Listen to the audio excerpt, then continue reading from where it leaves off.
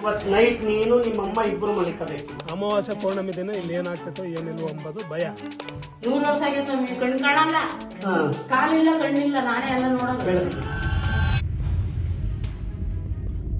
ಶಿಕ್ಷಕಿಯ ಮಾತು ಕೇಳಿದ ಡಾಕ್ಟರ್ ಹುಲಿಕಲ್ ನಟರಾಜು ಅವರು ಖುದ್ದಾಗಿ ತಾವೇ ಆ ಊರಿಗೆ ಭೇಟಿ ನೀಡುತ್ತಾರೆ. ಅಲ್ಲಿನ ಸಮಸ್ಯೆಗಳನ್ನ ಜನರಿಂದ ನೇರವಾಗಿಯೇ ಕೇಳಿ ತಿಳಿದುಕೊಳ್ಳುತ್ತಾರೆ. ಎಲ್ಲೆಲ್ಲಿ ಭೂತ ಸಂಚಾರವಿದೆಯೋ, ಎಲ್ಲೆಲ್ಲಿ ಮುನೇಶ್ವರನ ಸಂಚಾರವಿದೆಯೋ, ಯಾವ ಸಮಸ್ಯೆಗಳಿಂದ ಜನ ಬಳಲುತ್ತಿದ್ದಾರೋ ಪ್ರತಿಯೊಂದನ್ನು ಖುದ್ದು ತಾವೇ ಕೇಳಿ ತಿಳಿದುಕೊಳ್ಳುತ್ತಾರೆ. ಅನಂತರ ಆ ಜಾಗಗಳಿಗೂ ಭೇಟಿ ನೀಡುತ್ತಾರೆ. ಆ ಶಿಕ್ಷಕಿಯ ಮನವಿಗೆ ಮನಸ್ಸೋತ ನಾನು ನಮ್ಮ ಡ್ರೈವರ್ಗಳು ಇಲ್ದಲೇ ಇದ್ರು, ನಮ್ಮ ಲಯನ್ಸ್ ಕ್ಲಬ್ ನ ಅಧ್ಯಕ್ಷ ನಂಜುಂಡೇಶ್ವರನ ಕರ್ಕೊಂಡು ಮರುವೇಕೆರೆಗೆ ನಾವು ಹೋಗ್ತೀವಿ. ಅಲ್ಲಿ ಆ ಜನ ಕಾಯ್ತಾ ಇರ್ತಾರೆ. ಆ ಕಾಯ್ದ ಅವ್ರನ್ನೆಲ್ಲರನ್ನು ಒಂದ್ ಕಡೆ ಕೂರಿಸ್ತೀನಿ. ಕೂರಿಸಿದ್ದಾದ್ಮೇಲೆ ಒಬ್ಬೊಬ್ರು ಒಂದೊಂದು ಆಗ್ತಕ್ಕಂಥ ನೋವುಗಳನ್ನ ಹೇಳ್ಕೊಳ್ತಾರೆ. ಅವರೆಲ್ಲ ನೋವನ್ನ ಹೇಳ್ಕೊಂಡಂತ ಎಲ್ಲನೂ ದಾಖಲೆ ಮಾಡಿದ್ದೀನಿ. ಆ ದಾಖಲೆಯನ್ನ ನಿಮ್ ಮುಂದೆ ಇಡ್ತೀನಿ. ಏನಿಲ್ಲ ಸಮಸ್ಯೆ? ಏನಿಲ್ಲ ಸರ್, ಇದ್ದಕ್ಕಿದ್ದಂಗೆ ಸಾಯ್ತಾ ಇರೋದು ಸಮಸ್ಯೆ ನಮ್ಗೆ. ಯಾವ್ಯಾವ ಮನೇಲಿ ಸಾಯ್ತಾ ಇದ್ದಾರೆ? ಅಲ್ಲಿ ಮುಂದ್ಲು ಮನೆಗೊಂದು ತಿಂಗಳಿಗೆ ಇಬ್ರು ಸತ್ರು, ಅದಕ್ಕಿಂತ ಮುಂಚಿತ ಒಬ್ರು. ಒಟ್ಟಾಗೆ 9 ತಿಂಗಳಿಗೆ 3 ಜನ ಒಂದೇ ಮನೆ ಸತ್ರು. 9 ತಿಂಗಳಲ್ಲಿ ಆಮೇಲೆ ತಿರ್ಗಿ ಇಂಗ್ಲು ಮನೆಗೆ ಒಬ್ರು ಸತ್ರು. ತಿರ್ಗಾ ಆ ಕಡೆ ಮನೆಗೆ ಒಬ್ರು, ತಿರ್ಗಾ ಅಲ್ಲೊಂದೊಬ್ರು, ಅಲ್ಲೊಂದೊಬ್ರು, ತಿರ್ಗಿ ಈ ಕಡೆ ಮನೆಗೆ ಒಂದೊಬ್ರು. ಇವರೆಲ್ಲ ಏಜ್ ಆಗಿದ್ದಾರ, ವಯಸ್ಸಾಗಿದ್ದಾರೆ? ವಯಸ್ಸು ಹುಡುಗರು. ಯಾರ್ಯಾರೀಗ ಆ ಮನೇಲಿ 3 ಜನ ಸತ್ರಲ್ಲ, ಅವ್ರಿಗೆ ವಯಸ್ಸು ಎಷ್ಟು? ಒಬ್ಬರಿಗೆ ಒಂದು 36 ವರ್ಷ ಒಬ್ಬನಿಗೆ, ಒಬ್ಳಿಗೆ 32 ವರ್ಷ, 36 ವರ್ಷ, 38 ಒಬ್ಬರಿಗೆ, 36 ಒಬ್ಬರಿಗೆ. ಮತ್ತೆ ಅವ್ರ ತಾಯಿ ಒಬ್ಳು ಒಂದು 50 ವರ್ಷ ಆಗಿತ್ತೆ. ನನ್ನ ವಯಸ್ಸು 20 ತಾಯಿಗೆ. ಜನ ಸತ್ತಿದ್ದೇನಂದ್ರು? ಏನಂತಾರೆ ಸರ್, ಏನು ಇರ್ಬೋದು, ದೇವಿನ ಕಾಟನೋ ಇಲ್ಲೊಂದು ಕಾಟ ಮತ್ತೊಂದು ಏನು ಅಂತ ಹಿಂಗ್ ತಿಳ್ಕೊಂತವ್ರೆ. ಏನ್ ಸಮಸ್ಯೆ ಆ ಮನೆ ಆಯ್ತು. ಆಮೇಲೆ ಇನ್ನೊಂದು ಮನೆಯಲ್ಲಿ ಈಗ ಹಿಂದ್ಗಡೆ ಮನೇಲಿ ಸತ್ತಿದ್ದು ಅವ್ರಿಗೆ, ಅವ್ರಿಗೂ 50 ವರ್ಷ. 50 ವರ್ಷ. ಈ ಕಡೆ ಮನೇಲಿ ಸತ್ತಿದ್ದು ಅವ್ರಿಗೂ 37 ವರ್ಷ. ಅವ್ರಿಗೆ ಏನಾಗಿತ್ತು? ಇದ್ದಕ್ಕಿದ್ದಾಗೆ ಸರ್ ಅದೇನಾಗಿತ್ತು ಏನು ಇಲ್ಲ ಸರ್. ಇಲ್ಲಿ ಸತ್ತ ಇನ್ನೊಂದು ಮನೆಯಲ್ಲಿ ಅವ್ರುನು ಇದು ಸರ್, ಅವೆಂಗೂ ಹುಷಾರಿಲ್ಲ ಅಂತಂದಿದ್ದು. ನಿನ್ನೆ ಬೆಳಗ್ಗೆಲ್ಲ ಚೆನ್ನಾಗಿತ್ತು. ಇಷ್ಟಕ್ಕ ಒಂದು ಅರ್ಧ ಗಂಟೆ ಅಷ್ಟೇ ಸರ್ ಹುಷಾರಿಲ್ಲ ಅಂದಿದ್ದು. ಆಸ್ಪತ್ರೆಗೆ ಹೋದ್ರು, ಅಲ್ಲಿಂದಲೇ ವಾಪಸ್ ಆಗಿದ್ದು. ಡಾಕ್ಟರ್ ಎಲ್ಲ ಏನ್ ಹೇಳಿದ್ರು? ಅದಕ್ಕೆಲ್ಲ ಹುಷಾರಿಲ್ಲ, ಹಾರ್ಟ್ ಪ್ರಾಬ್ಲಮ್ ಅಂತ ಇಂಥದ್ದು ಅಂತ ಹೇಳಿದ್ರು, ಕಳಿಸಿರು. ಬಂದ್ರು. ಟೋಟಲ್ ಎಷ್ಟು ಜನ ಸತ್ರು? ಟೋಟಲ್ ಅಲ್ಲಿಗೆ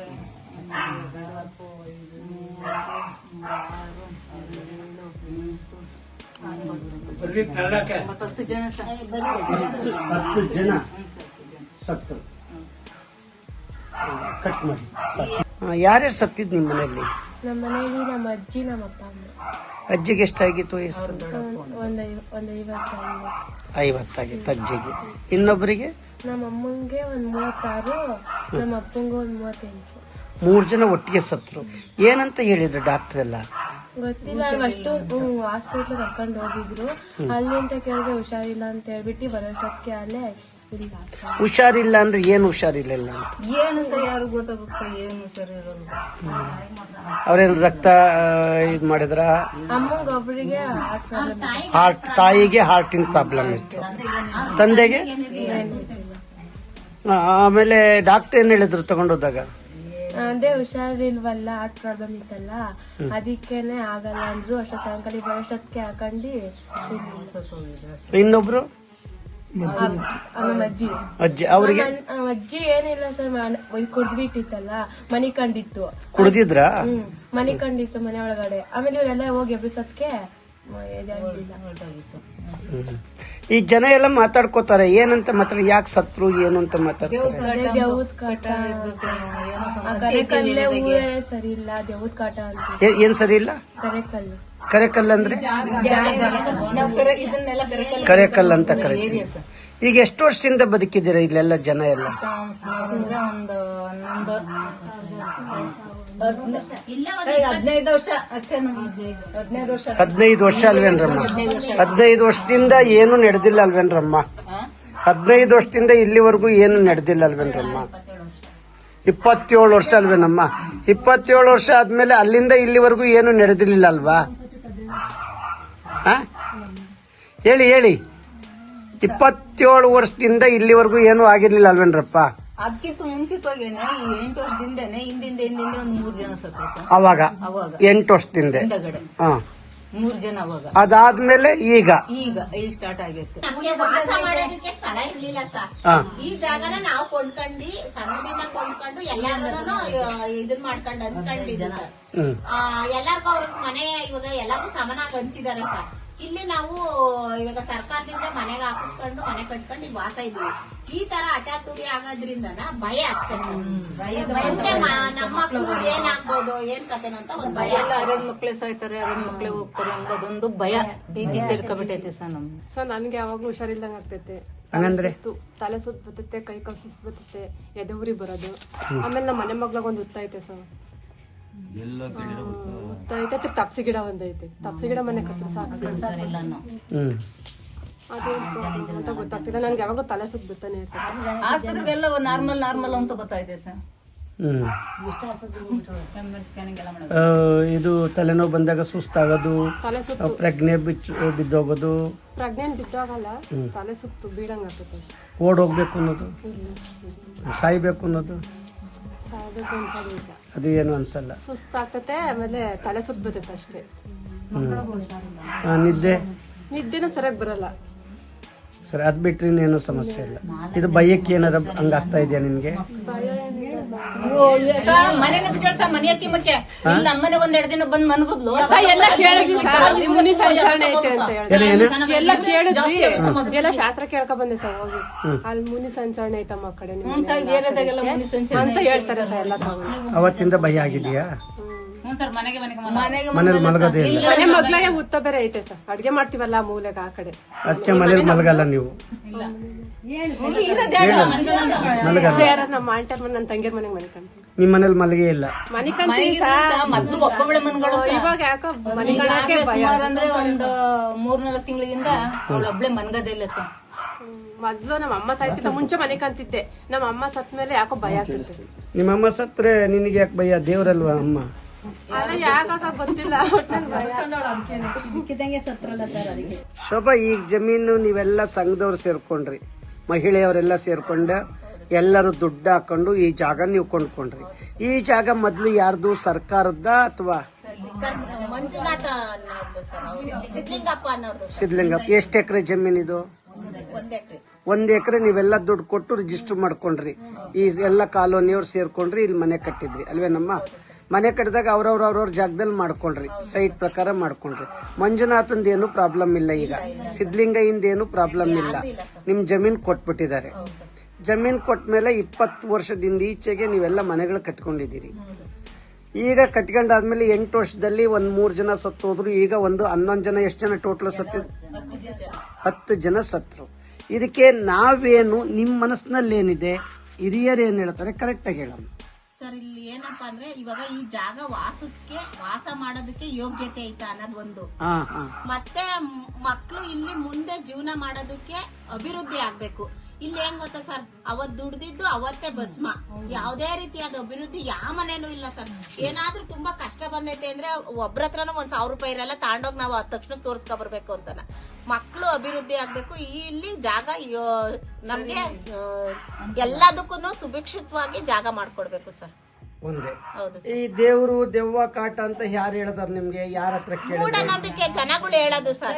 ಏನಂತ ಹೇಳ್ತಾರೆ? ಅದೇ ಇವಾಗ ಹಿಂಗೆಲ್ಲ ಮಾಡ್ಕೊಂಡೆಲ್ಲ ಸತ್ತೋದ್ರಲ್ಲ ಅವ್ರು ಏನಾದ್ರು ದೆವ್ವ ಆಗಿರ್ಬೋದು, ಇಲ್ಲ ಬೇರೆ ಕಡೆ ಏನಾದ್ರು ಆಗಿರ್ಬೋದು ಅಂತ ನಾವೊಂದು ಜನಗಳು ಹೇಳ್ತಾರ ಅಷ್ಟೇ ಸರ್. ಇಲ್ಲಿಗೆ ನನ್ನ ಯಾಕೆ ಕರ್ಸಿದ್ರಿ ಈಗ? ಅದೇ ಸರ್, ಇದೆಲ್ಲ ಪರಿಹಾರ ಮಾಡ್ಕೊಡ್ರಿ ಅಂತ. ಯಾವ ರೀತಿ ಪರಿಹಾರ? ಎಲ್ಲಾ ರೀತಿಯಿಂದಾನು ಪರಿಹಾರ ಮಾಡ್ಕೊಡ್ಬೇಕು ಸರ್. ಹೇಗೆ ನೀವ್ ಹೇಳಿ, ನಿಮ್ ಮನಸ್ಸಿನಲ್ಲಿ ಇರೋದು ಹೇಳಿ. ಅದೇ ಮಕ್ಳುನು ಅಭಿವೃದ್ಧಿ ಆಗ್ಬೇಕು ಸರ್. ಮತ್ತೆ ಇಲ್ಲಿ ನಾವು ವಾಸ ಮಾಡೋದಕ್ಕೂ ಎಲ್ಲಾ ರೀತಿಯ ಅನುಕೂಲನೂ ಇರ್ಬೇಕು ಸರ್. ಮತ್ತೆ ಏನಪ್ಪಾ ಅಂದ್ರೆ ರಾತ್ರಿ ಭಯ ಬಿಡ್ಬೇಕು, ನಾವು ಭಯ ಬಿಡ್ಬೇಕು. ಇವಾಗ ಜನಗಳು ಇಲ್ಲಿ ಆಡ್ಕತಾರಲ್ಲ, ಹಿಂಗೆ ಕರೆಕಲ್ಲು ಹಿಂಗೈತೆ ಅಂತ, ಮುಂದೆ ಇದು ಚೆನ್ನಾಗಾಗಿ ಹೇಳೋರೇನೆ ಇಲ್ಲಿ ಇವಾಗ ಇಷ್ಟು ಚೆನ್ನಾಗೈತಪ್ಪ ಅನ್ನಂಗೆ ಇಲ್ಲಿ ಜಾಗ ಆಗ್ಬೇಕು ಸರ್. ಏನಾಗತ್ತಮ್ಮ? ಎದ್ರಕಂತಾರೆ ಸರ್. ಯಾವಾಗ? ಸಂಜೆ ಹೊತ್ನಾಗ್ಲೇ ಎಷ್ಟೊತ್ತಿ ಮನೆ ಎದ್ರಕಂತಾರೆ. ಹಗ್ಲಲ್ಲೂ ಎದ್ರಕಂತಾರೆ. ಎದುರುಕೊಳ್ಳಕ್ ಕಾರಣ ಏನು? ಯಾರ ಗೆಜ್ಜೆ ಶಬ್ದ ಬರುತ್ತಾ? ಶಬ್ದ ಬರಲ್ಲ ಸರ್. ಶಬ್ದ ಏನ್ ಶಬ್ದನೂ ಕೇಳಿಲ್ಲ ಕಿವಿಗೆ. ನಾಯಿ ಕೇಳ್ಕೊಂತವೆ ಸರ್. ಯಾವ್ದು? ನಾಯಿಗಳು ಬಗಳ್ತವೆ ಸರ್. ಸತ್ತಿರೋರು ದೆವ್ವ ಆಗಿದೆ ಅಂತ ಅನ್ಕೋತೀರಾ? ಇಲ್ಲ ಸರ್, ನಾವು ಆತರ ಏನ್ ಅನ್ಕೊಂಡಿಲ್ಲ. ಇಲ್ಲಿ ಏನು ಇದು ವಾಸಕ್ಕೆ ಏನು ಅಂತ ಕೇಳ್ಕೊಬೇಕಷ್ಟೇ ಸರ್. ಯಾವ ದೇವಸ್ಥಾನ ಕಟ್ಟಿದಿರಿ ನೀವೆಲ್ಲ ಸೇರಿ? ಮಾರಮ್ಮನ್ ಕಟ್ಟಿರೋದ್ ನೀವೇ, ಪೂಜೆ ಮಾಡಿರೋದ್ ನೀವೇ. ಮೆರೆ ವಿಗ್ರಹ ಇದೆ ಏನಾರ ಇದೆಯಾ? ಮೆರವಣಿಗೆ ಇದಿಲ್ಲ ಸರ್. ಇಲ್ಲ, ಪೂಜೆ ವಿಗ್ರಹ ಅಷ್ಟೇ. ಪೂಜೆ ಅಷ್ಟೇ. ಪೂಜೆ ಮಾಡೋರು ಯಾರು? ನೀವು ಪೂಜೆ ಮಾಡ್ತೀರಾ? ಬನ್ನಿ ಈ ಕಡೆಗೆ. ಈಗ ಕರೆಕಲ್ ಕಾಲೋನಿಲಿ ಎಲ್ಲರೂ ಸೇರ್ಕೊಂಡು ನೀವು ಮನೆ ಕಟ್ಟಿದ್ದೀರಿ, ಹೌದಲ್ವೇನಮ್ಮ? ದೇವಸ್ಥಾನನು ಕಟ್ಟಿದ್ದೀರಿ, ಹೌದಲ್ವೇನಮ್ಮ? ಈಗ ದೇವಸ್ಥಾನ ಕಟ್ಟಿದ್ಮೇಲೆ ದೇವಸ್ಥಾನ ಪೂಜೆ ಮಾಡೋದು ಯಾರು? ಏನ್ ಹೆಸರು? ಸಿದ್ದೇಶ್. ಎಷ್ಟು ವರ್ಷದಿಂದ ಪೂಜೆ ಮಾಡ್ತಾವ್ರೆ? ಅವರು ನಮ್ಮ ತಾತನ ಕಾಲದಿಂದ ಪೂಜೆ ಮಾಡ್ತಾರೆ ಸರ್. ಈ ಕಟ್ಟಿ ವರ್ಷದಿಂದ ಇಲ್ಲಿ ದೇವಸ್ಥಾನ ಕಟ್ಟಿದ್ದು ಎಷ್ಟು ವರ್ಷ ಆಯ್ತು? 1 ವರ್ಷದಿಂದ ಅವರೇ ಪೂಜೆ ಮಾಡ್ತಾರೆ. ಆ ದೇವ್ರದ್ದು ಏನಾರ ಕಾಟ ಇದೆ ಅಂತ ಏನಾರ ಯಾರು ಹೇಳಿದ್ರೆ ನಮ್ಮ ನಿಮ್ಗೆ? ಯಾರು ಏನ್ ಹೇಳಿಲ್ಲ ಸರ್. ನಾವು ಪೂಜೆ ವಾರ ಪೂಜೆ ಮಾಡ್ಕೊಂಡು ಹೋಗ್ತೀವಿ. ಆದ್ರೂ ಒಬ್ಬೊಬ್ರು ಅಂತಾರೆ ಮಾರಮ್ಮ ಗುಡಿ ಕಟ್ಟದಾಳಿಂದ ಸಮಸ್ಯೆ ಆಗೈತೆ ಅಂತ ಅಂದ್ರು. ಅಂದಾರೆ ಸರ್ ಎಲ್ಲಾರು ನಮ್ಮನ್ನು. ಆದ್ರೆ ನಾವ್ ಇನ್ನೊಬ್ರು ಸ್ವಾಮಿಯರಿಗೆ ಫೋನ್ ಮಾಡಿ ಕೇಳಿದ್ಕೆ ಮಾರಮ್ಮ ತಾಯಿ ಏನು ಪ್ರಾಬ್ಲಮ್ ಇಲ್ಲ, ಮಾರಮ್ಮ ತಾಯಿ ಇರೋದಕ್ಕೆ ಅಷ್ಟು ಜನ ಬದುಕಿದೀರಾ ನೀವು, ಅದೇ ಅಯ್ಯಮ್ಮ ಕಾಪಾಡ್ತದೆ ನಿಮ್ಮನ್ನ ಅಂತ ನಾವು ಸ್ವಾಮಿಯವ್ರನ್ನ ಕೇಳಿದ್ಕೆ ಹಂಗಂದ್ರೆ ಸರ್ ಅವರು. ಯಾವ ಸ್ವಾಮಿಯವರು? ಅವರು ಅದೇ ಮಾರಮ್ಮ ಗುಡಿ ಎಲ್ಲ ದೇವಸ್ಥಾನ ತಂದ್ಕೊಟ್ರಲ್ಲ ಸರ್ ಅವರು. ನಿಮ್ಗೇನು ಅಂತ ದೇವರಿಂದ ಕೆಟ್ಟ?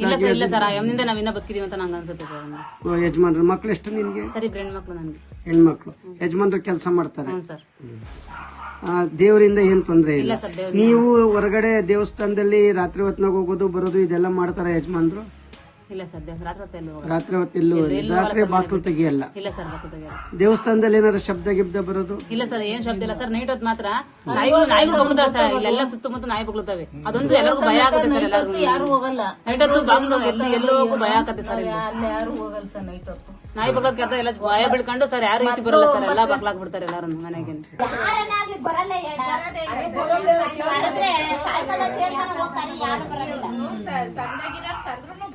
ಇರ್ಲಿ, ನಾನು ಯಾವತ್ ಬರೋಣ ಹೇಳಿ? ನಾಳೆ ಸೋಮವಾರ. ನಾಳೆ ಸೋಮವಾರ ಆಗಲ್ಲ, ಮಂಗಳವಾರ ಬರ್ತೀನಿ ನಾನು. ಯಾಕಂದ್ರೆ ನಾಳೆ ನಾನು ಬಿಸಿ ಇದ್ದೀನಿ ಆಸ್ಪತ್ರೆ. ನೋಡೋಣ, ನಾನು ನಿಮಗೆ ಫೋನ್ ಮಾಡ್ತೀನಿ, ವ್ಯವಸ್ಥೆ ನೋಡೋಣ, ಅದು ಬರ್ತೀನಿ. ನಾಳೆ ಬುಧವಾರದೊಳಗಡೆ ಈ ಸಮಸ್ಯೆ ಬಗೆಹರಿಸ್ತೀನಿ. ಆಮೇಲೆ ನಾನು ಬಂದು ಹೋದ್ಮೇಲೆ ನಿಮ್ಮ ಮನೆಗಳಲ್ಲಿ ತಾಯಿ ಯಂತ್ರಗಳು ಮಂತ್ರಗಳು ತಂತ್ರಗಳವ? ನೋಡೋಣ, ತಾಯ್ತ ಕಟ್ಟಿಸ್ಕೊಂಡಿದ್ದಾವೆ.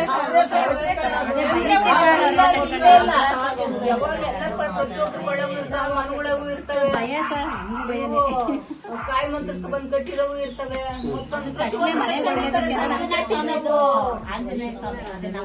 ಆಂಜನೇಯನ್ ದೇವ್ರ ಕಟ್ಕೇಳಿ, ಇನ್ಯಾರೋ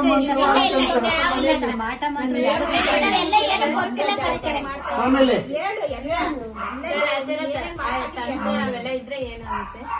ಈಗ ತಾಯ್ತ ಯಂತ್ರ ನಾವು ಕಟ್ಟಿರ್ತೀವಿ ಜಾಸ್ತಿ ಅಂತೇಳಿ ಅದೇ ಭಯ ಇದೆ. ನಾನು ಇದಕ್ಕೋಸ್ಕರ ತಾಯ್ತ ಕಟ್ಕೊಂಡಿದ್ದೀನಿ.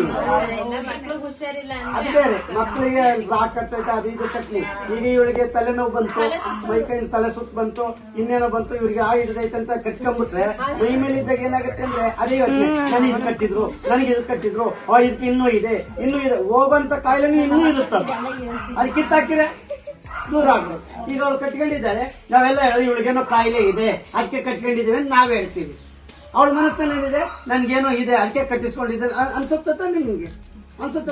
ಕಿತ್ತಾಕು, ನನ್ಗೋಯ್ತು ಕೊಡು, ಕಿತ್ತಾಕಿ ಧೈರ್ಯ ಕೊಟ್ಬಿಟ್ಟು ನೋಡೋಣ. ನೀನ್ ಧೈರ್ಯ ಇದೆ, ನಿನ್ ಕರ್ಮ ಏನಲ್ಲ, ಇಷ್ಟು ಜನಗಳ ಮುಂದೆ ಕೊಡು. ನಿನ್ ಭಯನೆಲ್ಲ ಕೊಡು, ನಾನ್ ತಗೊಂಡೋಗ್ತೀನಿ, ನೀನ್ ಧೈರ್ಯವಾಗಿರು. ಆಮೇಲೆ ಅವತ್ತು ಪೂಜೆ ಮಾಡೋಣ ಕಣಮ್ಮ. ಎಲ್ಲರೂ ಊರ್ ಜನ ಸೇರ್ಕೊಂಡು ನಾನು ನಾಳೆ ತಪ್ಪಿ ನಾಡ್ದು ಹೇಳ್ತೀನಿ. ಮೊದಲು ನಾವು ಬಂದು ದೇವರ ಮುಂದೆ ಪೂಜೆ ಮಾಡೋಣ, ಒಂದು ನಂಬಿಕೆ. ಅಲ್ಲೊಂದ್ 2 ನಿಮಿಷ ಮಾತಾಡ್ತೀನಿ. ಅವತ್ತು ಎಲ್ಲರಿಗೂ ನಿಮ್ಮ ಇವ್ರುಗಳಿಗೆಲ್ಲ ಹೇಳಿ ಯಾರು ಡ್ರಿಂಕ್ಸ್ ಮಾಡೋದು ಅದು ಇದು ಬೇಡ, ಅದೊಂದು ಹೇಳ್ಬಿಡಿ. ಯಾಕೆಂದ್ರೆ ಸುಮ್ನೆ ಮಾಡೋದು ಗಲಾಟೆ ಮಾಡೋದು ಅದು ಮಾಡಬಾರ್ದು. ಬೇರೆ ಬಂದ್ರೆ ಯಾರ ಮೇಲೆ ಯಾರು ಗಲಾಟಿಗೆ ಹೋಗಲ್ಲ ಸರ್, ಎಂಟಿದಿರ ಮೇಲೆ ಅಷ್ಟೇ ಗಲಾಟೆ ಹೋಗೋದು. ಬೇರೆ ಮೇಲೆ ಯಾರ ಮೇಲೆ ಯಾರು ಹೋಗಲ್ಲ ಸರ್, ಅವ್ರವ್ರ ಎಂಟಿದಿರ ಮೇಲೆ ಅಷ್ಟೇ. ಅದು ಹೋಗ್ಬಾರ್ದು. ಅದೇನು ಮಾಡಕ್ಕಾಗಲ್ಲ ಸರ್, ಅದು ಮಾಮೂಲಿ. ಮೈಂಡ್ ಸೆಟ್ ಆಗ್ಬಿಟ್ಟಿದ್ದು. ಏನ್ ಗೊತ್ತಾ ಸರ್, ಅವ್ರು ಬೇರೆ ಗೊತ್ತಾಗುತ್ತೆ ನೋಡೋಣ. ಈಗ ನಾನು ಹೊಸಬ ಬಂದಿದ್ರೆ ಇದು ಕಚ್ಚಕ್ ಬರೋದು ಏನಿಲ್ಲ. ನಾವೆಲ್ಲ ಇದ್ವಲ್ಲ ಅಡುಗೆಯಿಂದ. ಸರಿ, ಒಂದ್ ದಿವಸ ಮೊದ್ಲು ಬರೋಣ, 7 ಗಂಟೆಗೆ. ನಾಳೆ ಬರ್ತೀವಿ. ಏನಮ್ಮ, ಒಂದ್ ಪೂಜೆ ಮಾಡೋಣ ಎಲ್ಲರೂ ಸೇರ್ಕೊಂಡು. ಪೂಜೆ ಆದ್ಮೇಲೆ ನಿಮ್ ಜೊತೆ ಎಲ್ಲ ಮಾತಾಡ್ತೀನಿ. ಮಾತಾಡಿದಾದ್ಮೇಲೆ ನಾನು ಹೊರಟೋಗ್ತೀನಿ. ರಾತ್ರಿ 12-1 ಗಂಟೆಗೆ ಬಂದು ಅದೆಲ್ಲ ಚೆಕ್ ಮಾಡ್ತೀನಿ ವ್ಯವಸ್ಥೆ. ನಾನು ಬಂದು ಎಲ್ಲ ಹೋದ್ಮೇಲೆ ನೀವು ಮನೆಗಿನ ಎಲ್ಲ ಸಾರಿಸ್ಕೊಂಡು ಈ ಕರ್ಮ ಎಲ್ಲ ತಗೊಂಡು ಹುಲಿಕಲ್ ನಟರಾಜ್ ಹೋದ್ರಪ್ಪ, ಇನ್ಯಾವ ದೆವ್ವನೂ ಇಲ್ಲ, ಮಾಟನೂ ಇಲ್ಲ, ನೆಮ್ಮದಿಯಾಗಿರೋಣ, ಖುಷಿಯಾಗಿರೋಣ ಅಂತ ನೀವು ಮನಸ್ಸಿನಲ್ಲಿ ಅನ್ಕೊಂಡು, ನೀವೆಲ್ಲರೂ ಕೂಡ ನೀವೇ ಮನಸ್ಸಿನಲ್ಲಿ ಅನ್ಕೊಂಡು, ನಾನಿದ್ದೀನಿ, ನನಗೆ ಮೇಲ್ ಮಾಡ್ಸಕ್ ಹೇಳಿ. ಯಾವನಾರ ಬಂದ್ರೆ ಹುಲಿಕಲ್ ನಟರಾಜ್ ನಮ್ಮ ಮನೇಲಿ, ನಮ್ ಇದ್ರಲ್ಲಿ 1 ಸೆಕೆಂಡ್